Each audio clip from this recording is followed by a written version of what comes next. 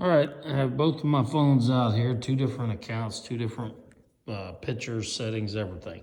So I got the video that I shared from my Larry Downs Jr. one. And Facebook says right here, your post goes against our community standards. So only you can see it. All right, let's see. I got it here in case I can't see it. Let me see. Okay, so there it is. Now let's see if I can even see it. Nope, I can't click on it. Okay, let's see the options. Oh, maybe I can watch it here. Nope, can't watch it there. Okay, I can come over here and watch it though. You'll see it's the same one. Hold on, let me go back.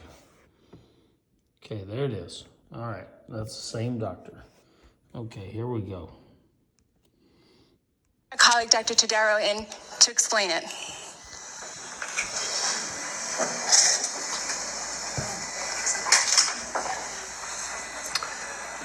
Thank you, Simone, for that intro. To add to what Simone was saying, basically, what I hope to do today is challenge, I think, a misconception and then potentially a partial truth regarding the nature of this orchestrated attack that's been going on against hydroxychloroquine these past few months. The misconception is that there's no orchestrated attack against hydroxychloroquine. But I think to most of us in this room, or all of us in the room, that is pretty clear.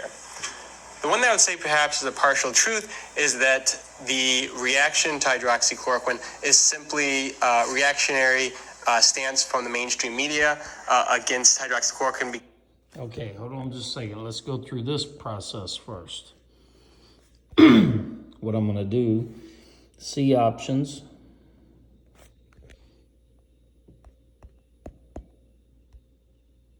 Okay, there's my options. I'll continue.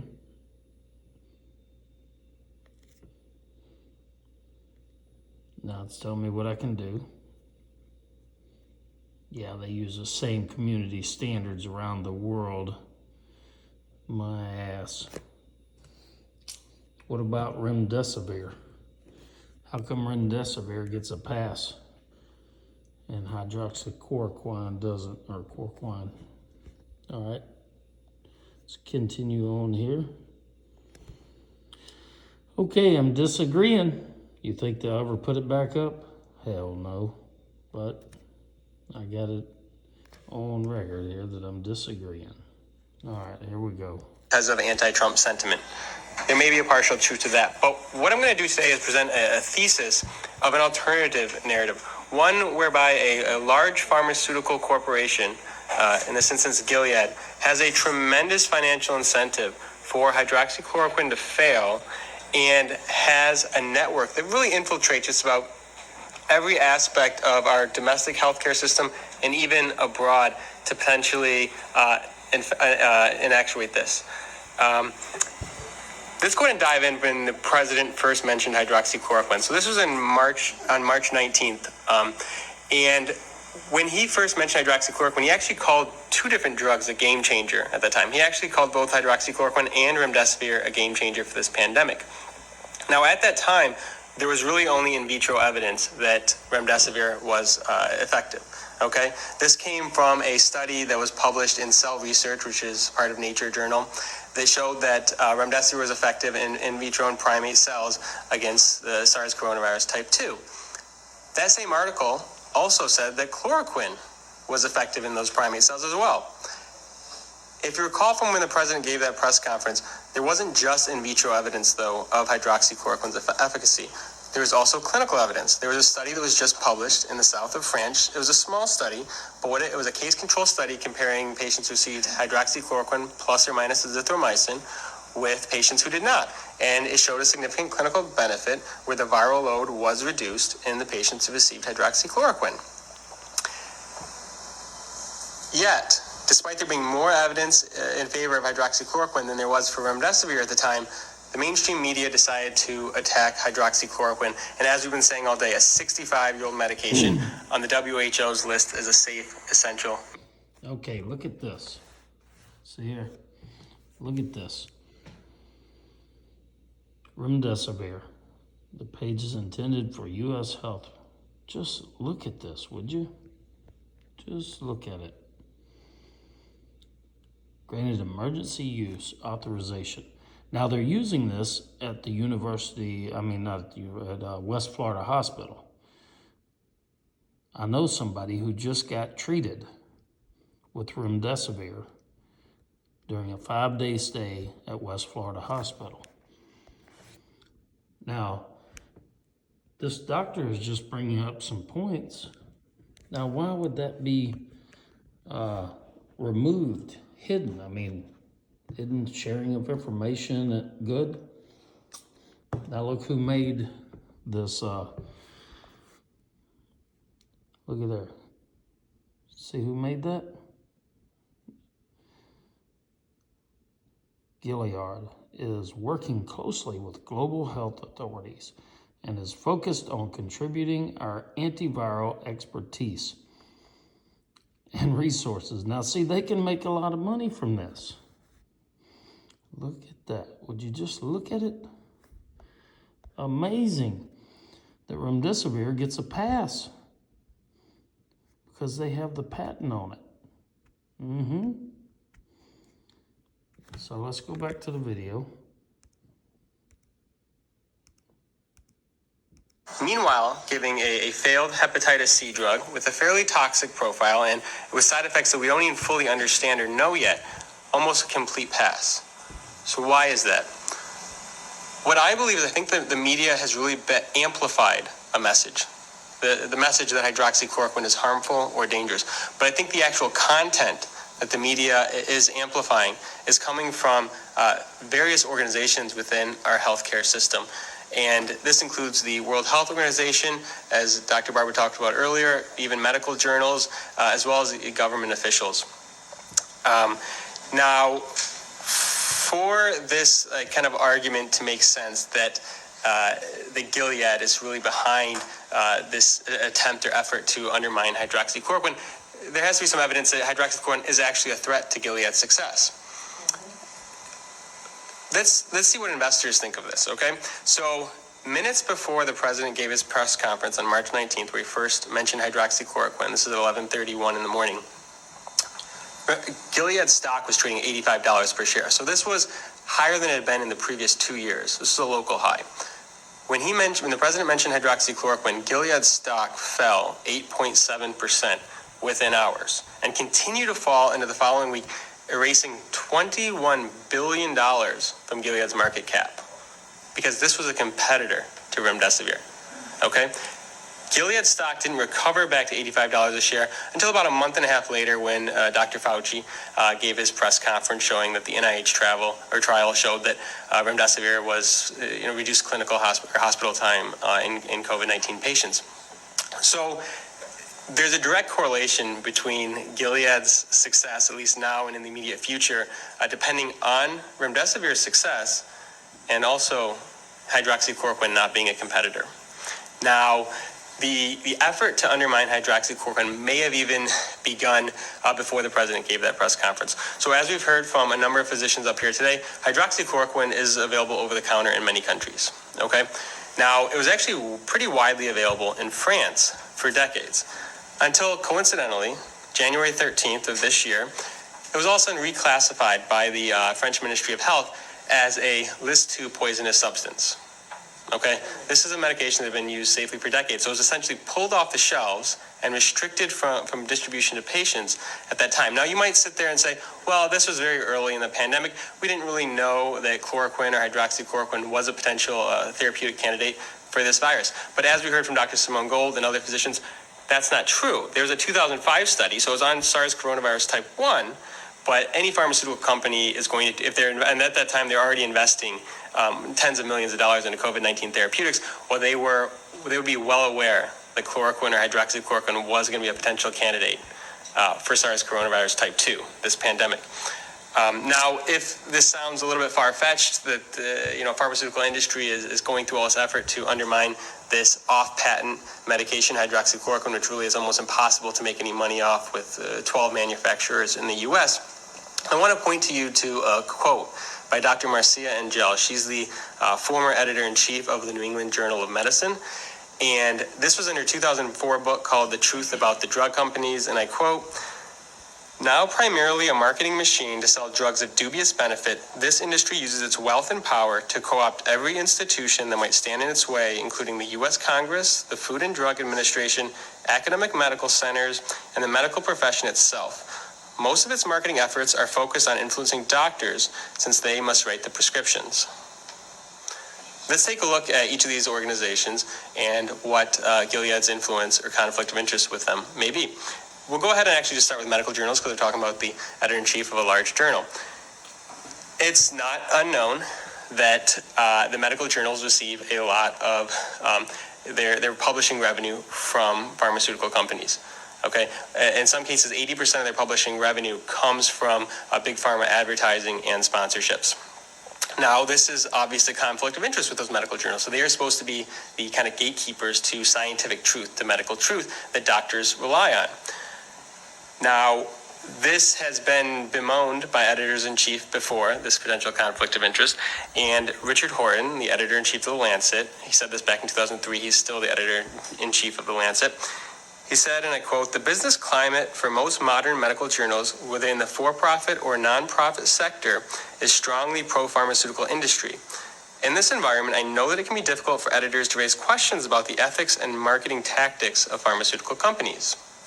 The following year, he went on to say, "Journals have devolved into information laundering operations for the pharmaceutical industry." This was back in 2003 and 2004, and the situation has not improved. So there's a study that was out of Dartmouth that looked at how much pharmaceutical companies were spending on marketing back in 1997 compared to 2016, and what they found was pharmaceutical companies were spending, $18 billion on marketing expenses back in 1997, and that increased to $30 billion by 2016. U.S. spending on prescription drugs increased dramatically during that time as well, going from about $110 billion to close to $330 billion. Now, this is, again, there's this conflict of interest between the pharmaceutical companies who these medical journals actually depend on to survive. And this may come at the expense of scientific and medical truths. And this may be what we saw with the publication of the Lancet study discrediting hydroxychloroquine. So this was the study that Dr. Barber was talking about. They included supposedly 96,000 patients, and so to double the risk of mortality in patients who received hydroxychloroquine, and also an increased risk of lethal arrhythmias. This study, the results of this study, is the World Health Organization immediately suspended all of its clinical trials on hydroxychloroquine within 2 to 3 days. The study was published on a Friday. By Monday, they made the announcement. Dr. Anthony Fauci, a couple days after that study was published, went on CNN with Jim Sciutto and said, in all likelihood, hydroxychloroquine causes cardiovascular problems in COVID-19 patients, because that's what the study showed.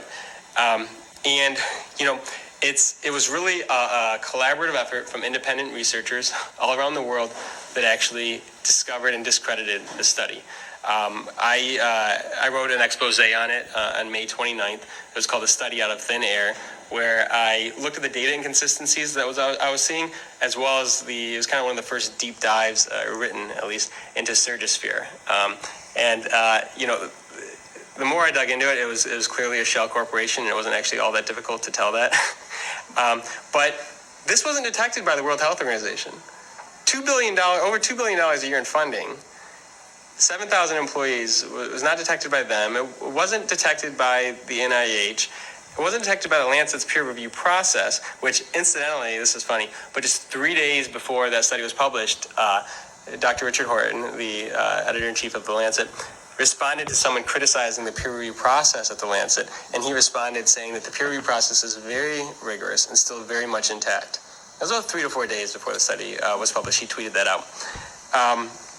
And so, looking at then the authors that published the study, and as Dr. Barber said, the study was retracted within 2 weeks. So independent researchers were able to show so convincingly that the data was fabricated, that the study was formally retracted less than 2 weeks.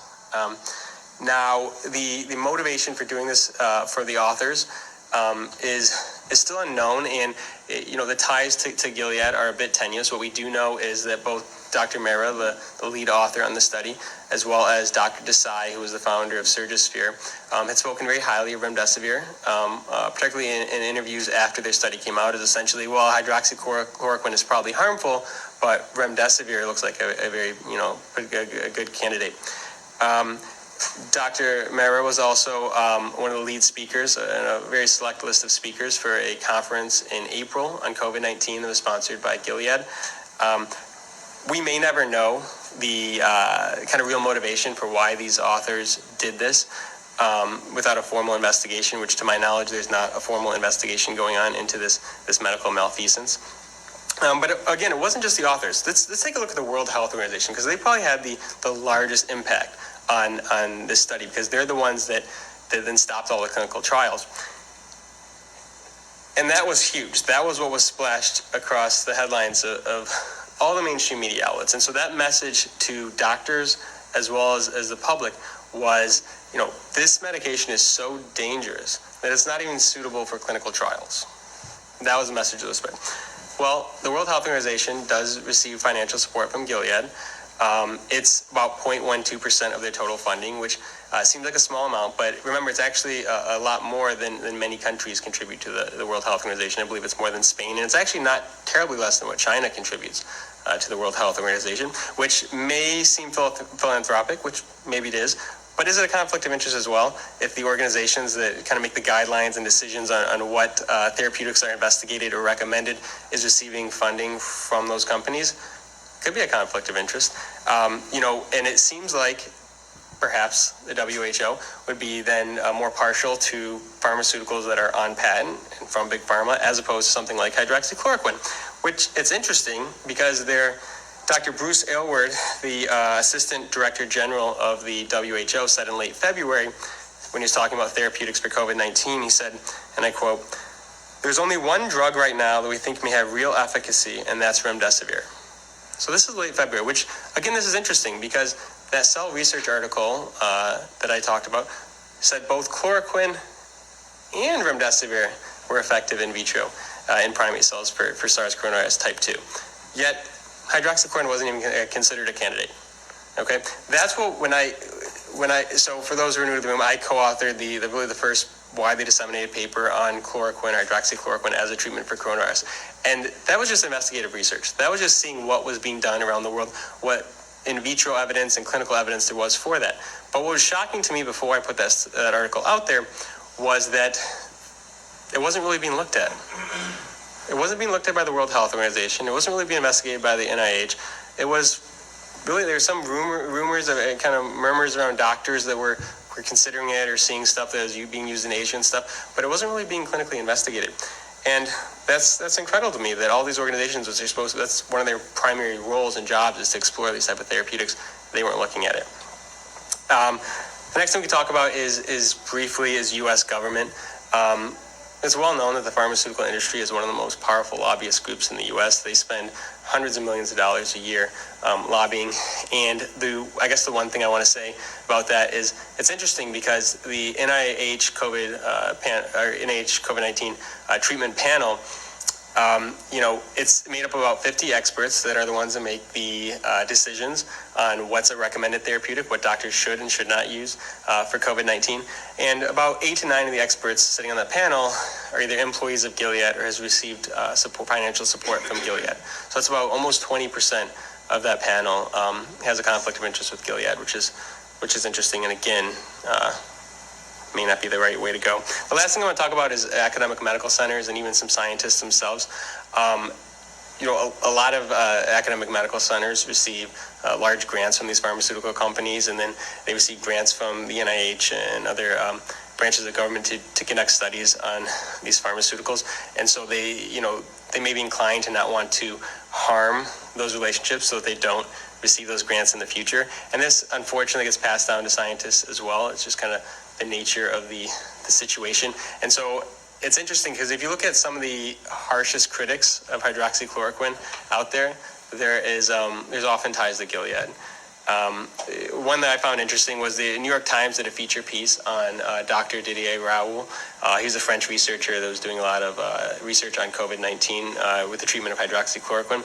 And the three most critical scientists in that article that were criticizing both Dr. Raoult and his research were all had either received financial support from Gilead recently, or they were on Gilead's advisory board. I guess I just want to conclude with, Gilead's influence over the clinical investigation of therapeutics as well as the approval of therapeutics is, in my opinion, undeniable.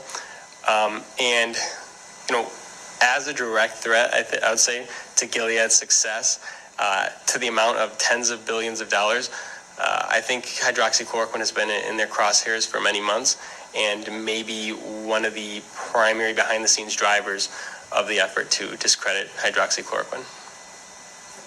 Great job. Thank you.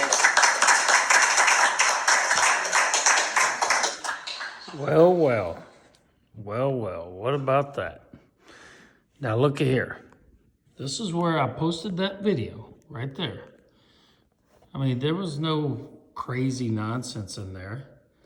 He was just giving facts and an opinion. He really didn't even give you a lot of opinion. He just, he said, look, this could be a conflict of interest. So I posted it here on Jennifer Dory's post. I commented it, put it in the comment section. Right down here, okay. It was right here, right above this one here. I said, amazing. Now I posted the video, then I posted a separate screenshot, which has the, going all the way down through that. Actually, it's not even screenshots, a video, taking us down through the Remdesivir. And then I did that one, of course, showing the ties to Remdesivir, or who owns Remdesivir and all this stuff. Now this is, see this right here? Jennifer, I'll need to research this more, but my first thought was Handmaid's Tale. I don't believe in coincidence. Thanks for the links. See, now she won't be able to see the video, which obviously is the intent here. That is so wrong. So wrong. Why? I've never heard of anything like this. We have medical professionals who are doctors, who have done their research and connected a few dots, and oh no, we can't have that. That has to be done away with right away. Can't have people thinking or making their own decisions. Come on.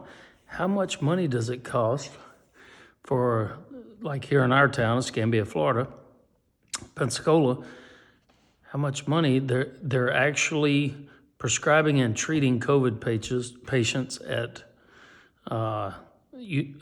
the West Florida Hospital over on Davis Highway. Now, how much, sorry about that, it's late at night, I'm in my living room. How much money is the government going to pay for people who don't have insurance or people who have Medicaid or Medicare or whatever, which is a lot of old people? How much money does it cost for Remdesivir versus hydroxychloroquine? How much? And I know I'm not saying the word properly, but close enough. So a couple $100, ranging $200-300 for hydroxychloroquine or chloroquine, and upwards of $3,000, $4,000. Who knows?